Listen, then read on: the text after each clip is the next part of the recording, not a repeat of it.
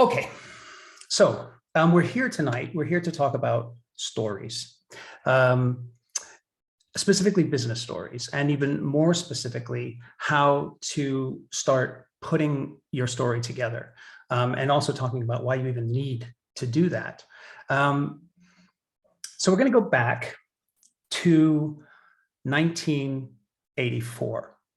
And there's a young computer scientist, and he's fed up. He's absolutely fed up with having to constantly recreate overhead projector slides. He's creating info sheets, workshop presentations. And so he devises this program that's going to create them with some kind of consistency. And he calls it Presenter. And so he's using Presenter. It becomes very popular. Microsoft sees the gold mine that it is, of course, buys it, and then relaunches it, repackages it in 1987 as PowerPoint, which you all know, which is what I'm using tonight. And by 1990, it is worth a staggering 100 million US dollars. And suddenly presentations are really effectively done for people. You can just throw your info up on the screen and you can make it pretty, you hope, and that audiences are impressed and they hang on everything that you say, or at least they get all the information that you want to get. And so then begins the death of storytelling. Now, fast forward to the 2020s, stories have become duller and they have become more ineffective than ever, but I'm not going to lay it all at Microsoft's feet. It's not all PowerPoint's fault. It's not you, it's me. It's true that we were probably better storytellers pre-1987, but it's also true that audiences have become more sophisticated. They've become really much more demanding. Audiences now demand stories, whether they realize it or not. And they demand excellent storytelling. So there's a lot that goes into building and telling a killer story, and it takes practice. I spent the first half of my working life, over 20 years, as an actor in Tampa, where I'm from. Hello again, Tampa. Hello again, Doreen. And in Chicago and in Los Angeles, more than 20 years. And so I know firsthand about storytelling, and I have some good news. And the good news is none of it is magic. None of it is magic. Writing and telling a good story is not magic. It's not easy, but there's not really much.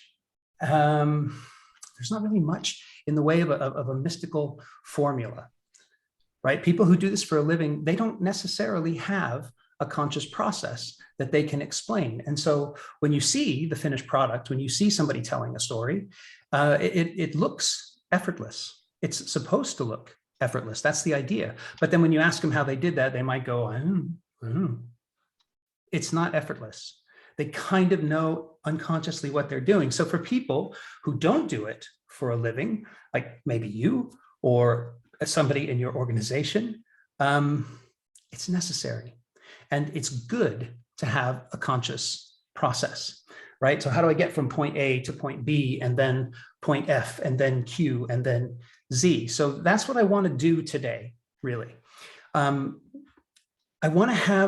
want you to have the beginnings of a conscious process that will allow you to ultimately tell a story, and that will help you get what it is that you want, whether that's a new job, whether that's funding, whether it could be any number of things with respect to business.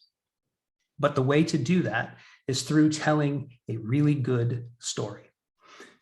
And there are many different kinds of stories. But before we get too deep into it, your story is not a magic bullet. So obviously, if you're selling something, including you, if you're applying for a job, if you're pitching a product or a service, or whatever it is that you're trying to accomplish by telling your story, you've got to have the goods to back it up. So I'm going to assume today that you've got the goods to back that up, right? That's going to be our starting point. But when people start thinking about stories, they start experiencing a lot of resistance. There's a lot of resistance to telling stories. All sorts of barriers go up. People generally, they don't like being on. They don't like being the focus when it comes to telling stories. They dread telling stories. And so the resistance very often looks a little bit like this. My stories suck. I can't come up with anything. I don't know how to tell a good story. They don't suck. Your stories don't suck. And yes, you can come up with something, and that's why you're here. But know that today is not presentation training. Okay, today is not how do I best use PowerPoint or Prezi or Canva or whatever it is that you're using. The second way that resistance shows up is how do I know what kind of story I should tell? And we're going to be talking about that today too. Resistance also looks like this. Why can't I just give them the information they need? There's actually a really good reason for that. Information by itself does not stick. You can tell people anything and they will not remember. There's an American poet and author, Maya Angelou, and she said, I have learned that people will forget what you said and people will forget what you did, but people will never forget how you made them feel. And that's what effective storytelling is about. And so the fourth form of resistance is, do I really need to be a good storyteller? Well, that's really simple. Yes, you do. You really do need to be a good storyteller. It will help you immeasurably in business, because no matter what purpose you might have for telling your business story, you've got to be good at it. You've got to be, being a great storyteller is really going to help you. People feel like you're a human being. They connect with you. And that's what you want. In any business relationship, you want people to connect with you. They feel like they know you. And most important, and this is really the most important, you end up becoming somebody who looks like they know what they're talking about, right? It's a really basic principle when it comes to business. If you've worked in business, you know this. It's a very basic principle at work, which is they know you, they like you, and they trust you. And in 2022, doing business with people who know you and like you and trust you is really more important than ever. We've seen it with everything having to move online over the last couple of years. There is, oddly, in a weird way, a kind of intimacy that's now been developed because everybody's virtual. Everybody sees everybody all the time like that.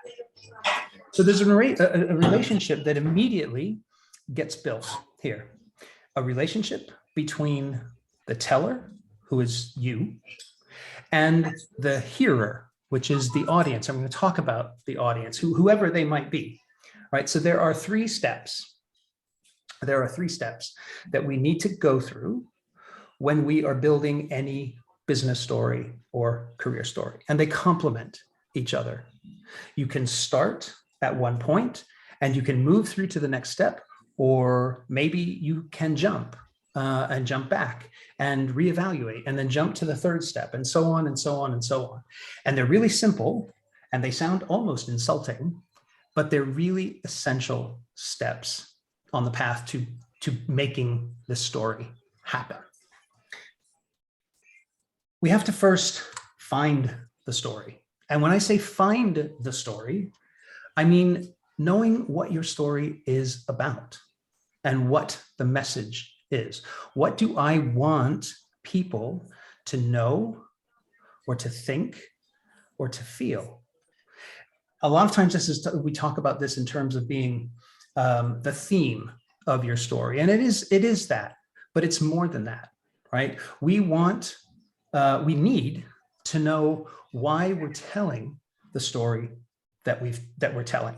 And then once we found the story, we have to then create the story, and we have to build it, and we have to put all of the elements in place, and we have to structure something that compels people to lean in, to want, at the very least, to know what happens next. But in order for people to actually hear it, we have to do the third step. And that third step is that we have to tell it. So I know that all of that sounds ridiculously simple. You might be thinking, I signed up for an hour for this. Of course, that's what you have to do. But I just want to invite you to stay with me for a little bit, because each step requires a shift in your mindset and your focus and your skill. And that's why it's really useful to be really clear which of the 3 steps that you're working on, right? There are layers, there are layers and there are levels within each of these steps. And sometimes when you're creating, you're living in one step for days at a time or weeks. And then other times you might be going through that as you're going through what each step means, you might be in that space for 30 minutes and then you move on to the next one. It's even possible to be living in a step, I think, for years at a time. And you might not even know it, right? That's usually typically, I think, associated with more the find, right? Because you're trying to search, what is it that I am about? What is it that my purpose is, right? But it's important to know where you are so that you can kind of orient yourself with each one. So just having the clarity about these steps is going to help tremendously with any of the objections, any of those 4 objections, those resistances I just mentioned. We'll talk about who the character is, whose story it is in the create step, but know right up front that stories are very often not necessarily, it can happen, but they're not necessarily told from your point of view when you're telling a business story. But the ones that are not are just as important, and they might be even more so because you may not have the emotional connection to someone else's story that you have to your own. And that emotional connection is vital, right? So even if the story is about you, I need to be really, really, really clear about one thing. Your story is never, never, ever about you. It's never about you. The character might be you. It might be your experience that you're relating, but in the end, the story is not about you. Really, it's about who is going to benefit from this story, not you. So we're going to start with that. So this is going to kick off the find step. Just go back here. This is going to kick off the find step. So who benefits? You can launch your business storytelling by asking yourself that one question, and that's where we're starting. And your story is about your audience. The first element that we are going to consider is the audience. This is who your story is for. Always, always, always. It's whom you're creating it for. It's whom you're telling it to. Buen provecho, Jasper. Bon appetit. Buen provecho. Bon appetit. Buen provecho. Let me go ahead and mute whoever that is. Okay. Yeah, so the audience is the most important, and it's really, really easy to overlook this, right? As human beings, we are absolutely driven by emotions. We think that we are incredibly, incredibly reasonable decision makers. We think, but we're not. We're not reasonable decision makers.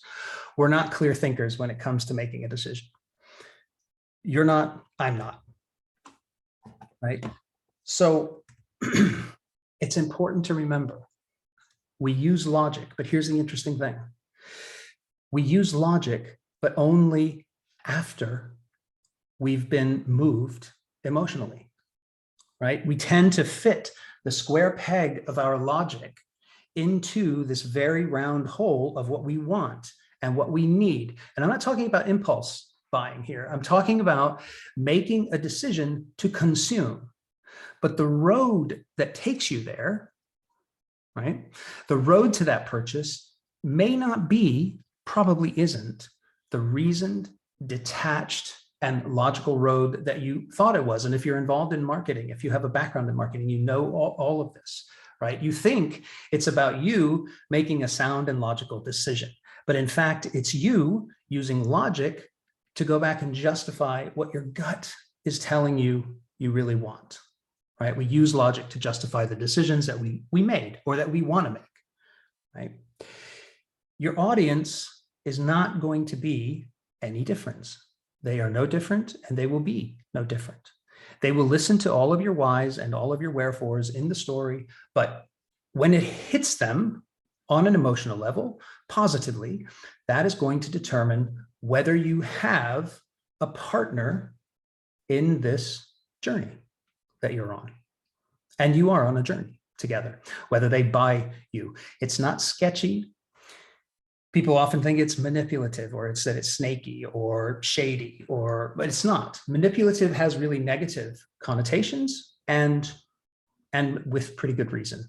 Manipulation is devious, it's underhanded, it exploits people who otherwise might not. You want to use them to your advantage. You kind of coerce them, or you get somebody to do something that they probably wouldn't want to do otherwise. That's manipulation, and that's not what I'm talking about. And I don't want to coach anyone to manipulate anyone. I would never do that. So this is about getting them on an emotional level, right? And help and understanding what it is that is emotionally moving them. So you may have heard that the word audience has its roots in the Latin for hearing, right? That's where we get the word audio, audible, et cetera, et cetera. But I just found this out recently, and this is not one of those videos that you see on the internet where somebody says, "Oh, I'm trying to, I'm going to tell you this before Big Pharma comes in and takes it down off the internet." That's not what this is. But I did just find this out recently. That audience also comes from a Proto-Indo-European word, and I love this, that means to perceive physically or to grasp. And I think that really captures the relationship between you and the audience. They are more than just hearers of your story. If you do your job, that relationship is much more than that. It's not just hearing something. It's about taking you in. They perceive it, they hold it, and they keep it with them. So in order to find your story, absolutely get to the bottom of that question. Who is the audience? And for me as a storytelling coach, it's no different than, if you're in the entrepreneurial space, it's no different than finding who your ideal client is, because it is exactly that. It's exactly trying to understand exactly what that person out there is moved by, what they need, right? Are they prospective employers? Are you in front of an interview panel? If so, is there any way you can find out who the interview panel is, right? Is it the senior leadership of an organization? So when you're trying to work out what kind of story you want to tell, don't do anything until you've sorted out who you're telling the story to and why you're telling the story. So as we go through this, I'm going to be giving you a bunch of questions that you will be able to take away with you. And by the way, after this is finished, I will send through a reworked version of this presentation to you, and you can use it as a guidebook, as a workbook. So part of asking who the audience is asking what their pain is. Again, very, very common question in business. What's their pain? There is a challenge that they're experiencing, and you are going to help them with it. What is it? And when you know that, the next question is, how are you uniquely positioned to help them with that? What is your talent? What is your skill? What's your USP, if you want to say, right? What makes you different? This is no different than trying to find out who your ideal client is or who your ideal customer is. But it's important, it's equally important in the context of storytelling, business storytelling, right? And so finally, and I think this is the most important, since you're there to solve their problem, a pain point, the question is, what is it going to cost them if they don't work with you? Also a very common question when you're trying to build a business or to build any sort of product or anything. What is the cost of them saying, no thanks, right? It sounds a little bit fear-based. It's not, though. But what's the continued cost to them to not work with you, right? You're not going to throw this back at them, but you need to know it. You need to know what that is. You need to know, because it is about your understanding of how big their challenge really is. And it's about your recognition that you're a way out of that challenge that they're experiencing. It's your desire to help them do that, right? So just to get a little bit specific, this is somebody that I've been working with in the past. Is your audience, for example, a group of teenagers who want to go to university and they have no idea how complicated the application process is? And being teenagers, they probably are not terribly interested in having that figured out, right? They will probably want somebody to do it for them. Some won't, a lot will. They don't have the discipline to navigate that on their own. That is one set of needs. That's one set of pain points. And you have the expertise, you have the empathy to help them. Or flipping that around, is your audience the parents of those same kids? And they're trying to get to grips with how complex online applications are, online world is, university applications. The client that I work with who is here tonight, Jareen, who works for Admissions, who has Admissions Untangled as her business. We were talking about this. I applied for university in the late 70s, and it is another galaxy. It is a galaxy away from what I did when I was applying for university. And it's been fascinating. So are you the parents of those kids trying to navigate that? And it looks nothing like what it looked like when you were applying for university. That's an entirely different set of challenges. You're not going to tell the same stories to those two audiences, right? Your expertise will help them.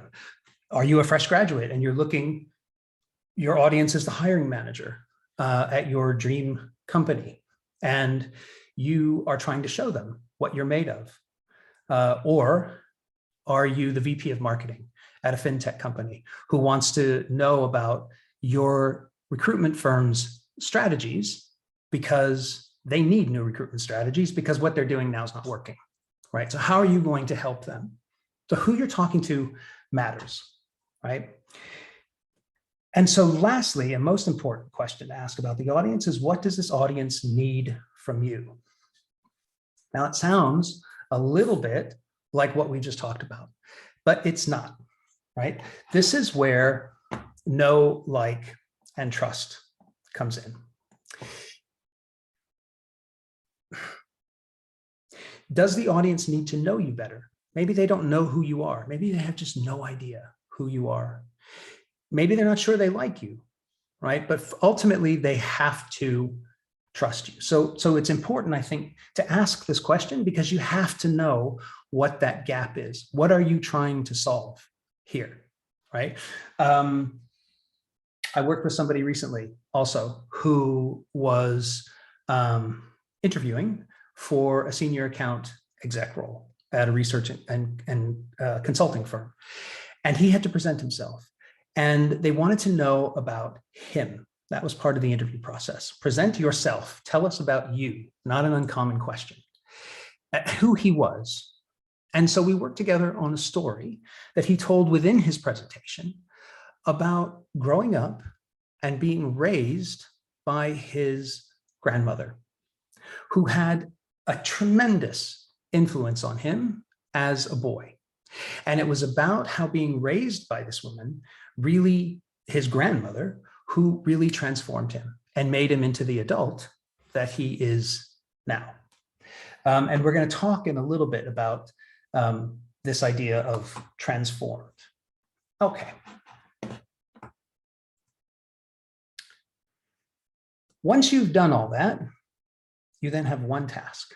I mean, you've had 4 tasks already, but now you have one more. And this brings it all together. And what you have to do then, and if you were to work with me individually, I would absolutely insist you do this. Describe exactly who your audience is in 20 words or less, and write it down. It's not in your head. It's not a vague idea. And you don't get a paragraph. You don't get bullet points. You especially don't get bullet points. You get my audience is, and then you have 20 words. It forces you to be crystal clear about who it is that you're telling this story to. Finding your story is about your purpose. It's about your deepest why, as much as it is about anything else, right?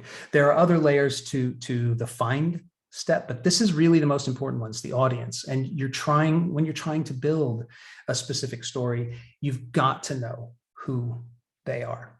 So you found your story, but before you tell your story, you then have to create your story, right? And we'll talk a little bit about this step. And this step, really the first non-negotiable element in this step is character. We've looked a lot at what story is and who it's for, and now we're going to talk about who it's about. We talked a little bit about this at the beginning, but let's talk first about why we tell stories to begin with. So we have evidence going back 30,000 years on cave walls in France that's when people kind of started to first put ideas together visually and create some sort of a narrative. That's the first time it started to happen. And so it probably looked a little bit like this. So people in caves, one note, not very complex, not very sophisticated. It's just one thing. But since then, humans have told stories to teach, to celebrate, to warn, to scare, to remember, to entertain. Those stories that we've told over millennia, they create this bridge. And it sounds quite esoteric, but I absolutely believe this. It creates this bridge, it creates this path, so to speak, through the world around us that is otherwise, without stories, pretty chaotic. We have to put some sort of order to them. And in the big picture, I mean, the last 2 years we've seen with the pandemic is really just an example of how chaotic the world can be. But the last 2 years in the long stretch of human history is not very unusual, really. But we've just seen it firsthand, how uncertain things can be. People often talk about this metaphor of the signal and the noise. And the signal is the noise is the chaos, and the signal is kind of the order that comes out of the chaos. So what is chaos and what is meaningful? And there is a lot of noise, right? It seems that way because there is a lot of noise. But people use story as that signal within all of that chaos, within all of that noise of uncertainty. And the main character, the person who drives your story forward, who your story is about, they're going to hold your hand as you go over that bridge and along that path. And your connection to them will give the meaning to the experience. Again, I realize it sounds all quite esoteric, but that's what happens when you get a really powerful story from somebody. Your audience moves from chaos to order, or from order to chaos and then back, right? From dark to light, from ignorance to wisdom, from impossibility to ease, or whatever it is. There's something that happens. There's a transition. There's a transformation, which I'll talk about that. But they do that through your story, and they do it through the character. So going back to what I was talking about earlier, who are you going to let hold your hand across that bridge? Is it somebody that you're terrified of? Is it somebody you don't like? Is it a complete stranger? In an urgent life or death situation, and there might be situations where you do that for effect, but generally, probably not. Probably not. The character is probably going to be somebody you know and like and trust. You're not going to create a full life for them. You don't have to create a full life for them, but you will over time determine what's more important, what's most important to move that story forward. Stories are never day-to-day recountings of life, right? And at the very end, I'm going to show you a very quick story that I think is really powerful, and it's very brief. Story points are selected, right? You may never talk about the details of the character, but it's important to create them because they inform how the character behaves in the story.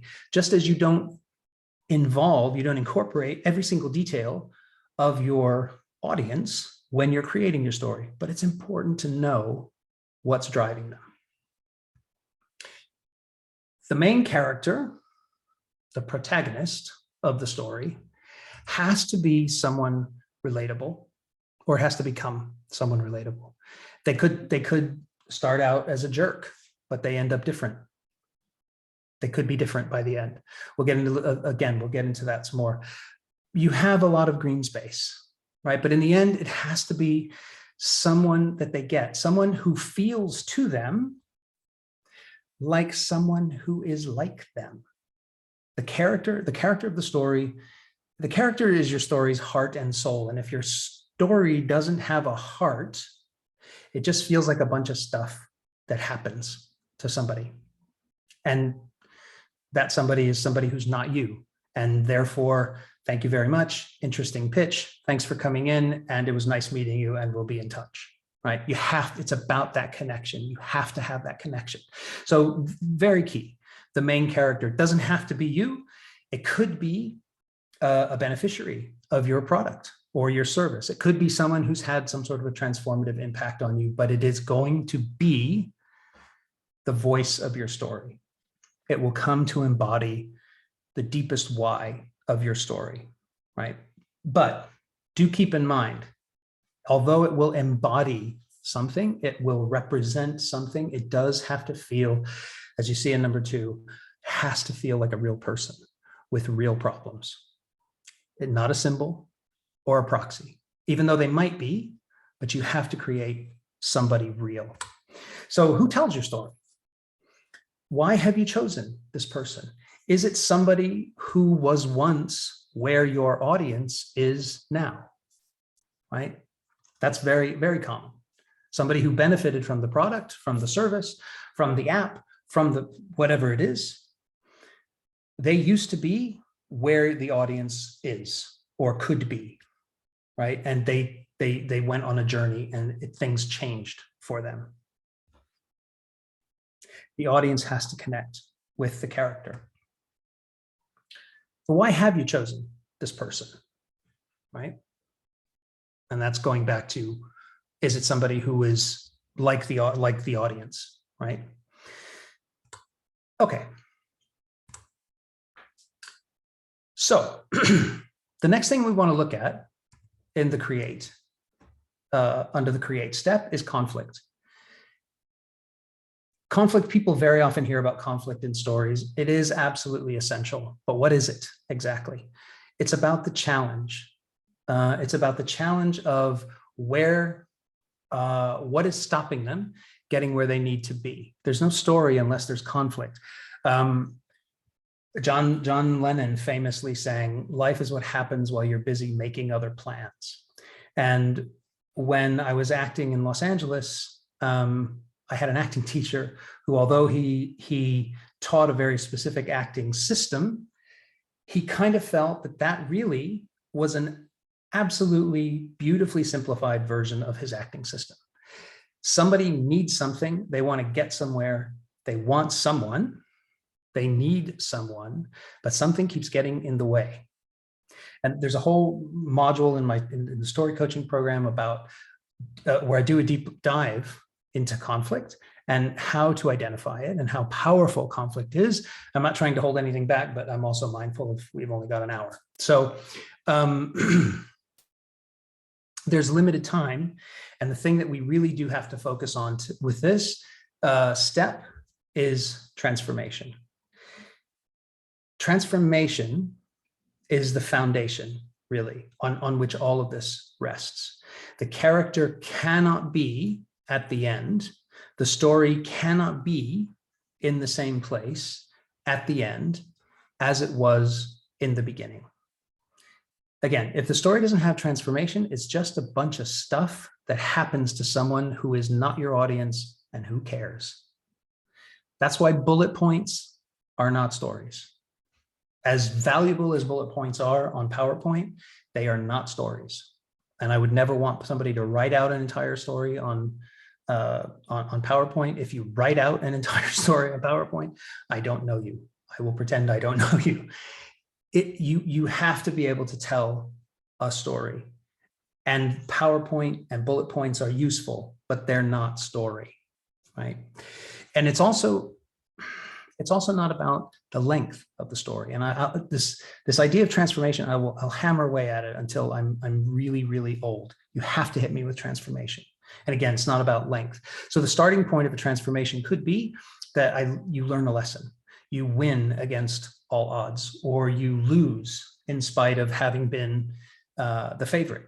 It could be in a real world. It could be finding out the manager that you thought had it in for you actually had your back the whole time.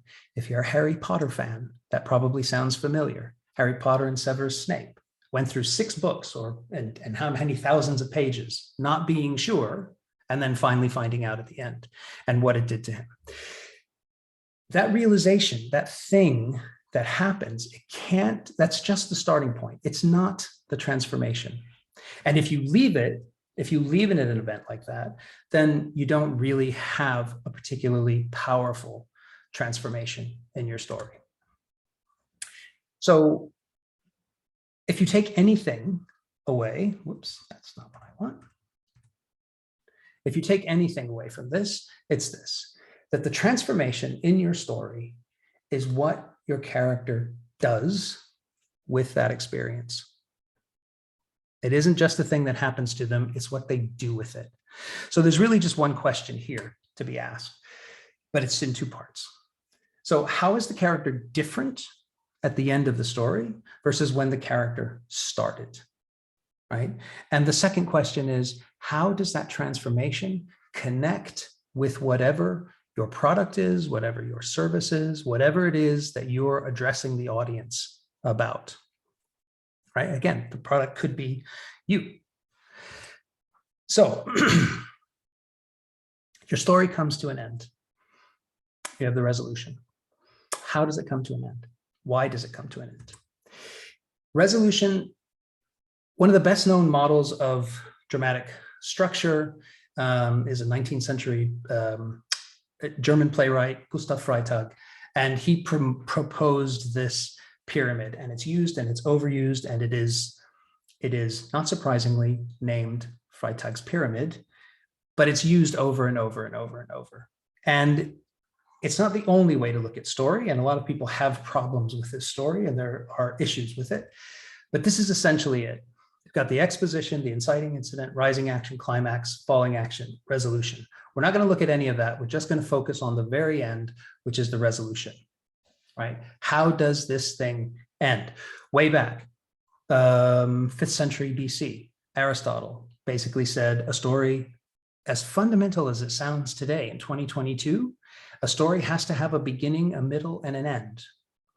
That was a big deal 2,500 years ago, the idea that a story should have a beginning, middle, and an end. So no matter whatever theory of dramatic structure you believe in or you subscribe to, the common element is that they all come to a conclusion. They don't just stop. They have to come to some kind of a close. But how do we get there? Right? You have to ask yourself, again, a series of questions. It's very subjective, admittedly. But when you've constructed your story, does it feel complete? Which I know is kind of waffly sounding. It's difficult. It's difficult to quantify. And it's vague. So then you can ask yourself, do I feel like every strand of my story has been brought together? Are key events explained? Does anything feel unfinished? Looking at the main character, did they get what they wanted, right? Or did they not get what they wanted? Or did they get to grips with maybe the fact that they aren't going to get what they're after? That's always a possibility. Russian playwright Anton Chekhov is noted for having said, look, if you introduce a gun in Act 1, you really have to use it by the end of Act 2, because people expect it. People expect there to be some kind of completeness to it, some kind of wholeness to it. Every element is carefully chosen, or it could be. Now you can surprise people. You can put the gun in there and on purpose throw people off, think it's going to be used and it's never used. That's fine, but you're still using it in that sense, right? You can have an element in the story that might throw people off the scent a little bit, and that's fine. And again, I get that it's complicated. You have 2 minutes maybe to tell your story, 6 minutes. You don't have a 105-minute movie length script that you're dealing with. You've got 2. If you're lucky, you've got 6 minutes. You need to be relentless. You need to be laser focused. You need to be very clear about the elements you choose. So no more, no less than you need. So there are other elements that we're not going to be able to cover today, but they are just as important. Purpose, intention, a deeper look at conflict, right? There's no story unless something happens. What happens has to be consequential. So you found your story, you've created your story, and now the fun part, you get to tell your story. And there are techniques that you can learn. There is body language that you can employ. All of it is essential. All of it's necessary. You can learn to make the best use of your voice. If you don't think that you're charismatic, a lot of people don't. They feel like, I don't want to be on camera. I don't want to be in front of people. I have no charisma. That's probably not true. But even if it is true, you can become consciously charismatic. There are things you can learn. However, the fundamental takeaway from the tell section today is it requires one thing, and that one thing is practice. You have to practice. You have to practice, and you have to practice some more, and you have to practice some more. And then when you've practiced enough, practice a little bit more. It's essential. Anybody who has coached anybody for any kind of business setting, if you're a career coach and you've done mock interviews, you know that the more that they practice, just the better they get. You don't want it to become stale, and there are ways to get around that, but the more they practice, the better they get, right? So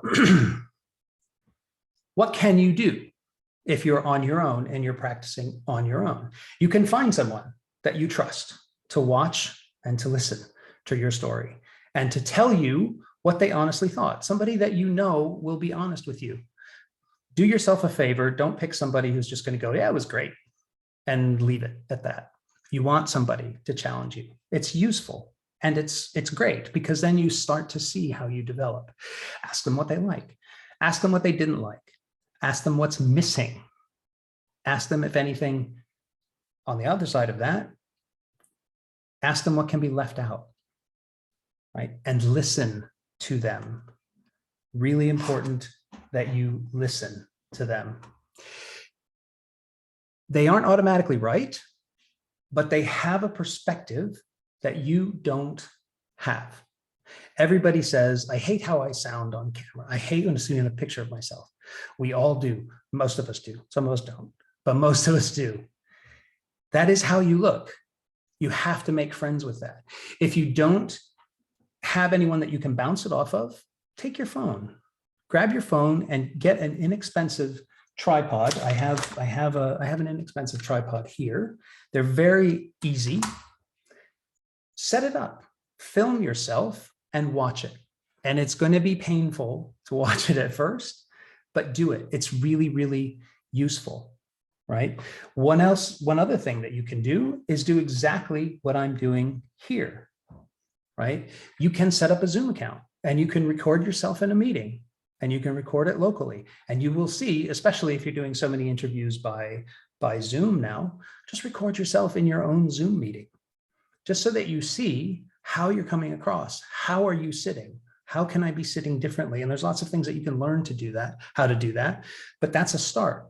So watching yourself, listening to yourself is not always pleasant. You may invariably say, I don't like the sound of that, or you may say, I don't sound like that, but you do. That is exactly how you sound, right? Make friends with your face. Make friends with your voice. Go for it. It's a good voice. It's a good face. It's yours. And the more that you kind of dive in and celebrate it, which I know again sounds kind of fluffy, but you start to tell better stories that way. So we've gone through all of these. I do want to pause here, and I just want to tell you about the group coaching program that I mentioned earlier. So it's not going to be a long sell. It's not going to be a hard sell. I promise. But if you like what you've seen and you want to level up your storytelling, just get in touch with me. Right? I will put the link here. It's actually right here. Whoops. Okay. I'll put the link in. I invite you to get in touch with me. I have a new program starting on April 18th. The video modules will be released on April 11th. They will be on Zoom. The live coaching calls, they will consist of 6 video modules and 8 coaching calls every Monday at 7 o'clock Central European time for 90 minutes. The coaching call will happen on Zoom, and it'll be recorded in case if you're part of the program and you miss out, right? For everyone who does sign up after attending this class, I will reduce the fee of by 20%, right? I limit the group size. I limit the group size to 12, and the reason for that is I don't want to just spout off for an hour and a half like I've been doing today. Coaching is really important. Helping you get through this stuff's really important. And when I limit it to 12 in a 90-minute call over 8 weeks, it gives people an opportunity to actually participate. And I really want people to participate. So this is the last bit. And that's the link. I'll send it in the chat in just a minute. But that's the link. You can make an appointment with me. We'll have a conversation. We can talk about it. I want you to be telling the best story that you can. So I would invite you to get in touch with me. That's the end of the pitch. I want to tell you a very brief story. I talked before about how stories don't have to be long to be powerful. They don't have to be very detailed to be powerful. There are masterful ways of telling stories that are full of character, full of transformation, and are incredibly powerful. And I'm going to tell you a story that is very short. And I will tell you in advance, it's not a happy story. It can be a little bit potentially upsetting, but I just want to make sure that you're aware of that. It's not there's no joke at the end of it. But I think it goes to how masterful storytelling can be, and it doesn't have to be long. So this is the story behind this story is that there was a challenge to Ernest Hemingway, American author Ernest Hemingway, to create the shortest possible story. And he did it by placing an ad in a newspaper. And this was his story. For sale, baby shoes, never worn. That's the story. It's a powerful story. It is a difficult story to read, even although I've read it a zillion times. But there is transformation in it. There is character. You know who's writing this. You know why they're writing it. You have a sense of what must be experienced by these characters as a result of having to write this, right? So I just wanted to show this as an example of how powerful story can be. It doesn't have to be explicit. You don't have to tell me who the character is. You don't have to tell me exactly what they went through, but it's all there. Okay. I'm going to leave you with this very last thing, and then I'll open it up for questions, whatever you want to ask. And I'll stay, it's for an hour, but I'll stay for as long as people have questions. Earlier in the year, Bob Chapek, the CEO of Walt Disney Company, sent a memo out to all of his employees, all of the employees of Walt Disney Company. And he was talking about what Disney was going to look like going forward and what their vision was going forward. It's a little bit long, but I do want to go through the whole thing. So this is not the whole memo, but this is the key points. So he said, I believe our mission for this year is clear. Set the stage for our second century and ensure Disney's next 100 years are as successful as our first. To do that, we will focus on 3 pillars. First, storytelling excellence. What makes Disney so unique is that the stories we tell mean something to people.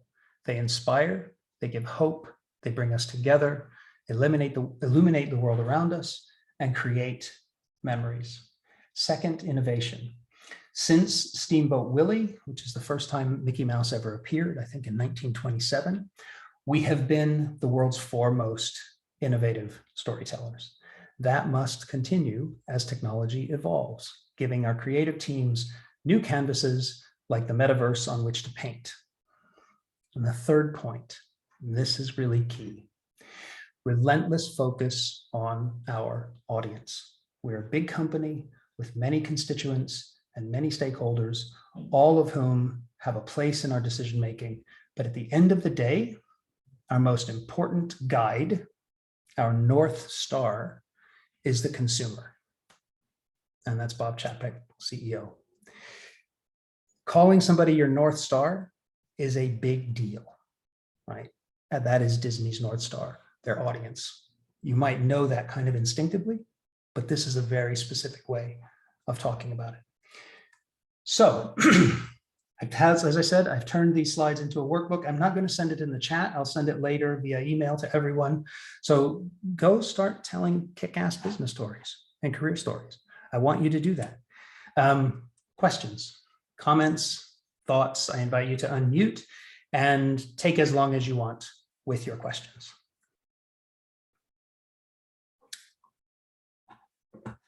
Does anybody have any questions? Stop the share now. Hey, Gary, I'll jump in. Yeah, go ahead. Go ahead. John from Tampa. John from Tampa. Talk to me, John from Tampa. Okay. John and I do go way back. We went to college together and studied theater together. So he's not a total stranger. I hope he's a friendly audience member. I can't throw you a curveball? No. Yes, of course you can. Go ahead. Okay, no, not a curveball, but great presentation. I enjoyed it. Thank you. The working for a company, so here in the US, if we're not necessarily the sales group, but we are basically the front-facing part of the company. So everybody's involved in sales. So there's a lot of storytelling going on with the products. So using kind of what you just discussed, do you have any thoughts on how do you move from the storytelling for a product, moving it into an action? Like basically, because you're going to have to end it with, you've told the story, great story, involve them, but how do you move your audience from listening to taking action?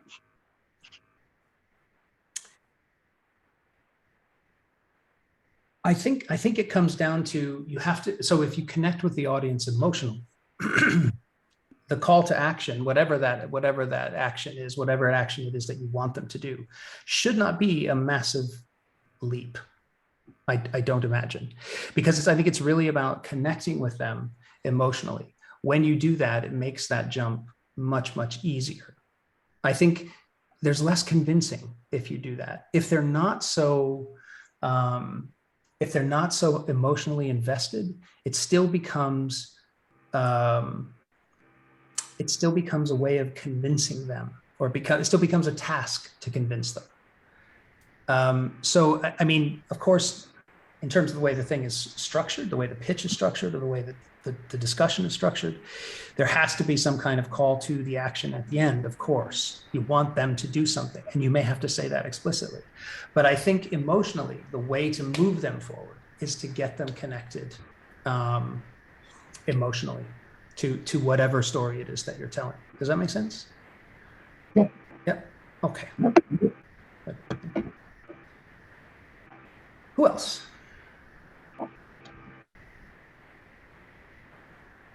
I was prepared to be here all night, but maybe I won't be. Does anybody have any other questions? No. Okay. All right, well, then we can finish up. We were scheduled for an hour, so I want to thank you very, very much for joining me. I know everyone's busy. I know everyone has lots going on, so I do want to thank you for joining. If you do want a copy, I won't make it automatically available, but if you do want a copy of the session, let me know. I'm happy to send it to you via WeTransfer or something. I'll be eventually putting it on my channel on YouTube, so you can get it there as well. That's it, I guess. Thank you very, very much. Thank you so much, Thank Gary. you. Thank you, Gary. Thanks, everyone. Thank you. Thank you. Thank you, Gloria.